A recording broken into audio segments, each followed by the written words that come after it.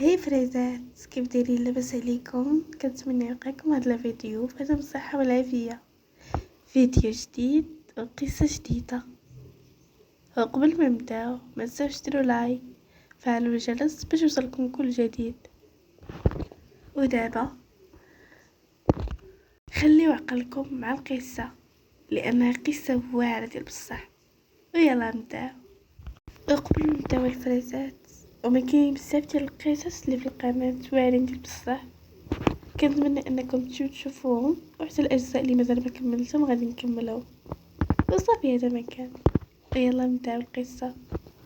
فواحد الصالون اللي كان بسيط لكن كان متول ونقي كيشعل، ريحة ثاني كروه وجابيل عادية من راس الدرب. اليوم عندك الصالونات ديال راكم عارفين.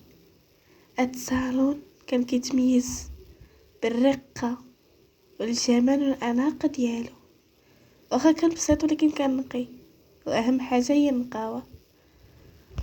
هي اللي كانت واقفه وكتحسب شي وراق، وعينيها على البنات اللي كانوا كيصيبوا شعرهم. هي اللي كانت كتصيب الضفار، كل وحده شنو كانت كدير. تحل الباب ديال الصالون وتمات داخله واحد الكليانه. الصراحه كانت زوينه، حروفها كحل وشعرها طويل، وكانت لابسه جلابيه كحله. لاحت عينيها جيش معها وهي تسكت وهي تنطق. والله يا مها الله، في اللي حرق التليفون. مها اللي كانت لابسه كسوه في البيض مشدوده من جهه الخصر ومفضفضه، شعرها اللي كان كحل ناعم، شعرها اللي قلت لكم كان ناعم ومرجعه للور، وعينيها اللي كانوا مشفرين وكوحل. زينها زين اللي كان كيبان زين ديال انثى ناضج، زينها اللي كان مليء بالتاويل والرقة والأنوثة. ساطعة عليها، هي اللي زلت عينيها بكل أدب وهي تقول: لالا العروسة، مالك معصبة؟ مالك اش طاري؟ شاف فيها نهيلة وهي تقول بكل ضحك: يلا يلا يلا راه تعطلنا صاحبتي. هي اللي قالت: وهاني جاية. هي اللي كتقول: اش من اني؟ هي هذيك من الصباح انا كنعيط لك باش هبطي عندي وما عرفت من اللي حدك التليفون. هي اللي ضربتها الفيقة وتقول: ابي لي فين هو تليفوني؟ خليته في رسالة جسوان. رقية رقية اللي ردات وتقول: نعم مدام. هي اللي قالت: جيب لي عافاك تليفوني. واخا مدام. نويلة اللي شافت فيا ومصغرة عينيها وباص والله ما كتحشمي، شيت عليك لك التليفون كل مرة لايحاه وكل مرة كتلقاي فقنت. هي اللي قالت: وصافي. رقية هاكي مدام تليفون. هادي شكرا. رقية: نعم مدام. ردي البال معاك للصالون، انا غنخرج، يلا بسلامة. الزت هكا اللي كان ديال ديور في الاحمر ومتناسق مع اللون الابيض، دات نظارات الشمسية اللي كانوا حتى هما ديال ديار، وخرجت على برا هي الصديقة ديالها، زعما المقربة ليا نهيلة. ركبوا في الطوموبيل اللي كانت من نوع كات هيونداي. ركبوا في الطوموبيل ما ينطق ويتقول: وفين وصلتي في التوجات؟ بنتي ليا غير دايخة. اوف يا ما فاش فكرتيني، اي حاجه كنديرها انا عرفتي لما وقفتي على شغلي بيدي حتى حاجه ما كدير مقاده. ضحكت وقلت ليها: ايوا يا اختي، ما عندك ما ديري. انا اللي قلت: انتي اللي ما يعجبكش العجب. كنت كاشت اللي جابت لك ماما كاع من الزيناتهم تبارك الله واعرين. شاف فيها ميقت وهي تقول: باز ذوقك بحال ذوقها، حتى دوك شكاش شكون باقي كيلبس داك الموديل اصلا؟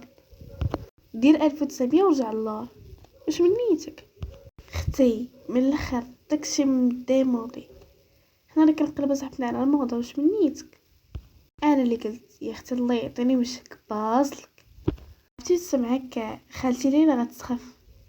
نهيلة اللي جبدت تليفونها وهي تقول لي شتي صاحبتي شوفي شتي، وكملت في تركيزها في السوقان. على ما ركزاتش بغيتها تقلبك، عفوا تقلبنا. وكملت في السوقان حتى وقفات في واحد القهوه اللي كانت زوينه وراقيه. طلعنا عليها وجلسنا وطلبنا الفطور.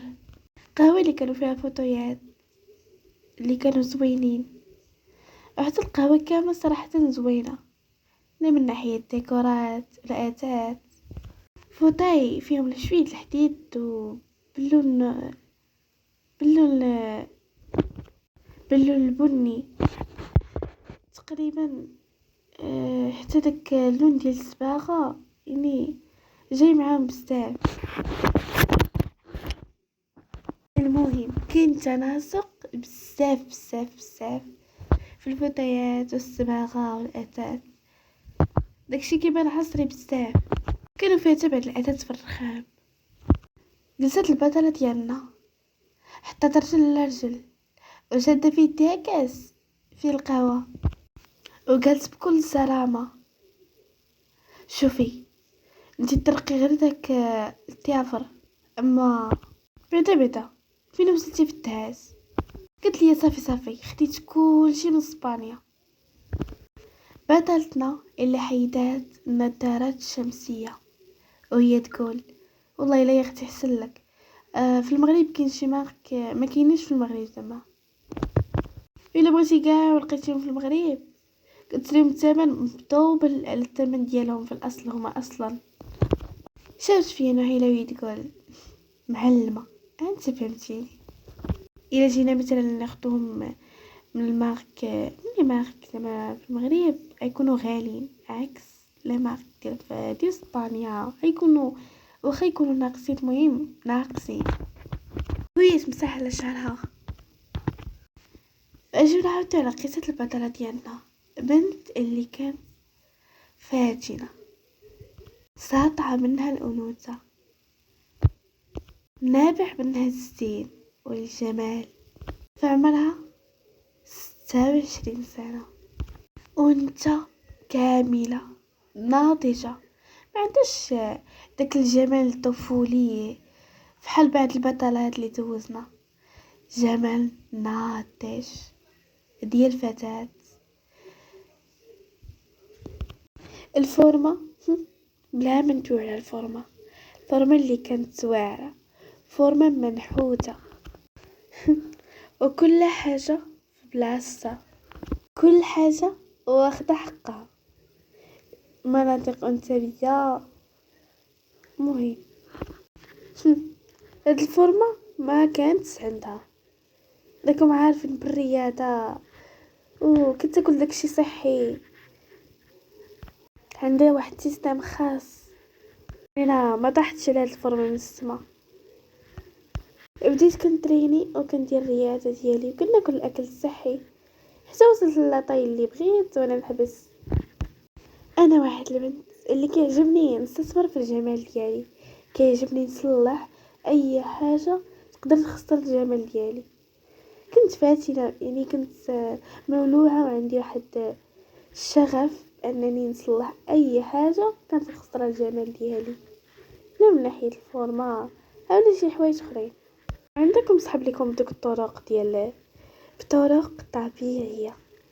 يدي الا مشاتك حالو غير شويه خصني نوض ونتمحن وندير وصفات طبيعيه، سترولي على وصفات طبيعيه، ما كندير حتى شي حاجه من غير طبيعي، شي حاجه طبيعيه ماشي ندير التبيات. ولكن راه انا هكذايا وغتبان لكم غير من المجال ديال خدمتي.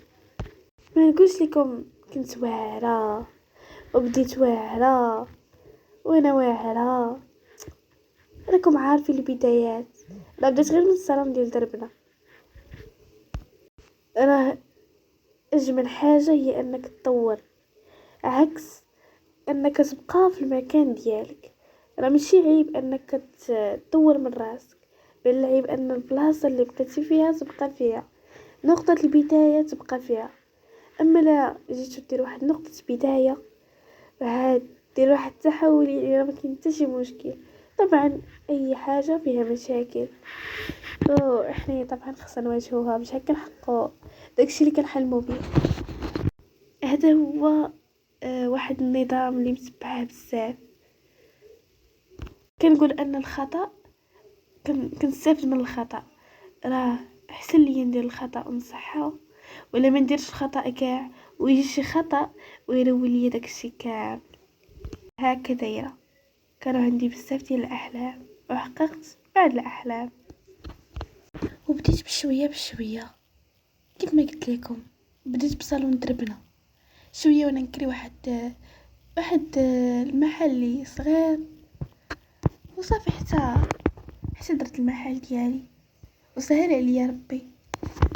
درت دورات تكوينيه في داكشي ديال الميكاب، حتى وليت ميكاب ارتست. كنصرع شي حاجه سميتها المكياج. ما كاينش شي عروسه ما كتجيش عندي وما كنديرش لها المكياج اللي يعطيها واللي كيعجبها بزاف. لكن السر من وراء هادشي كامل هو انني كنخلي يعني كندير المكياج لديك الكليانه، وكنخلي الملامح ديالها باينين، ماشي كلي كنعمرها بالمكياج. ايوا المهم يا الفريزات، كان يديا كيخرجوا غير العسل. اي وحده كتجي عندي كنصرعها. كيف ما قلت لكم خديت شهاده ميكاب ارتست بدرجه عاليه، وكيف ما قلت لكم كيجيو عندي الكليانات وكنصرعهم. انا الصراحه كنت كنفرح بزاف فاش كنشوف النتيجه كترضيني وكترضي حتى دوك الكليانات اللي كيبقاو يجيو عندي. كيف ما قلت لكم يديا ايادي سحريه ذهبيه.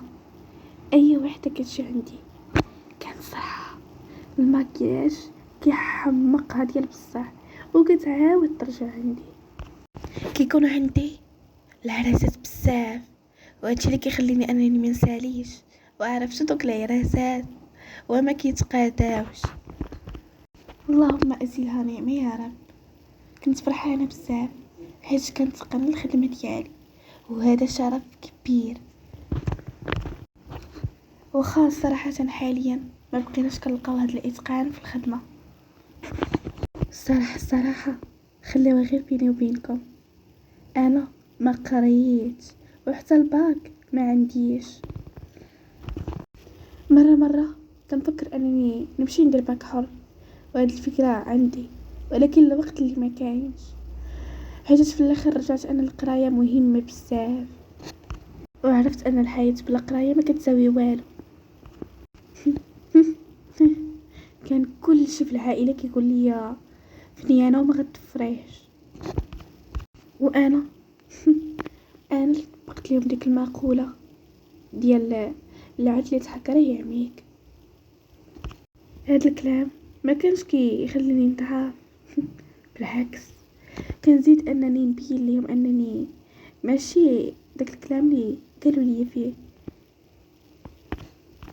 الحمد لله ربي حنتهم بزاف، ولكن انا ما درت هادشي باش نتعاطى مع العائله ولا نقمع العائله، لا.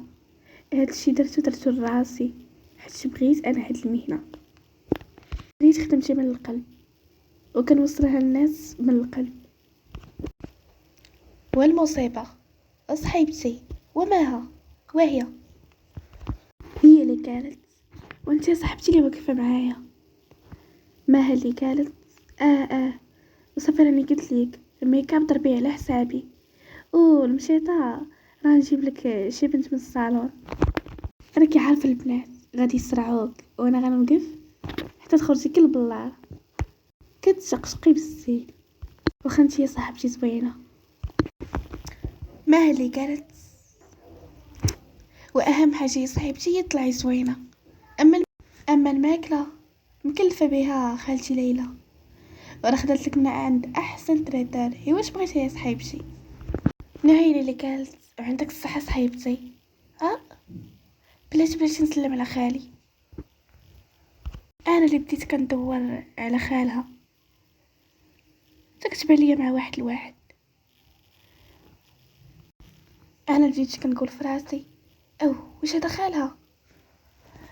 شويه وانا نلقى راسي كنقول اش هاد الوسامه، واش هاد الطوله والتجريده، اش هاد الزين، واش هاد الزين باقي في المغرب؟ شويه ويتبان ليا مع النقاو كتسلم عليه وجالسه كتجمع معاه، بلا كيضحك معاها ومع ضحك. ناري البنات على ضحكه كطيح الزرزر من فوق السور. نوهيلة هي تشير ليا وهي تقول صافي خالي انا مع صاحبتي. هو اللي يستعينوا بعفويه، هو يشوف واحد الفاتنه اللي كانت لابسه واحد الكسوه بيضه واعره، هبط عينيه بالسربه هو يقول يلا تهلاي في راسك وسلمي على ماماك.